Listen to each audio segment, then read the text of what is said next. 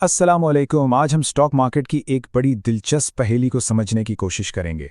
वो अजीब व गरीब हरकत जो हर महीने के आखिर में देखने को मिलती है। क्या कभी गौर किया है कि महीने के आखिरी चंद दिनों में मार्केट का रवैया कितना गैर मुतवक्के हो जाता है? कुछ स्टॉक्स बिना किसी खबर के धड़ाम से नीचे गिर रहे होते हैं और कुछ ऊपर जा रहे होते हैं। आखिर ऐसा होता क्यों है?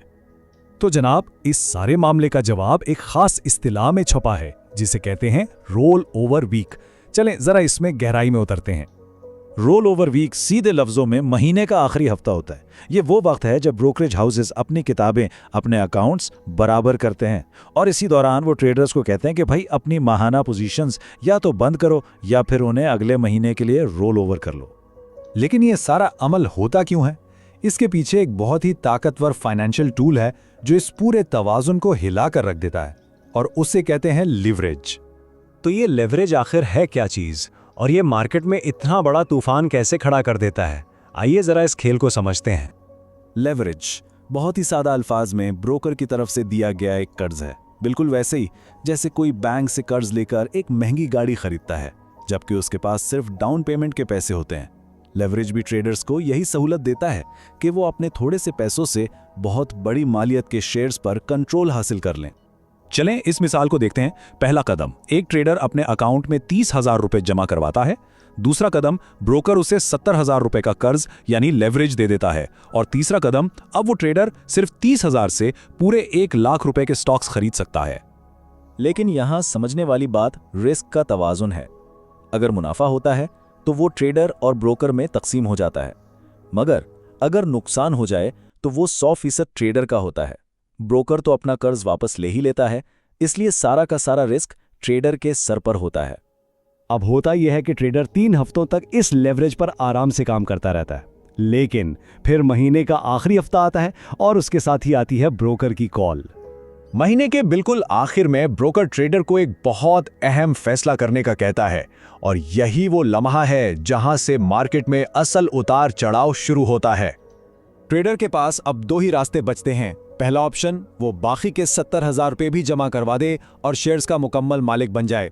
दूसरा ऑप्शन, वो अपने सारे शेयर्स बेचकर ब्रोकर का कर्ज वापस करे और अपनी पोजीशन खत्म कर दे। अब होता यह है कि ज्यादातर ट्रेडर्स मजीद पैसे लगाने के बजाय दूसरा ऑप्शन यानी बेचने का ही इंतखाब करते हैं।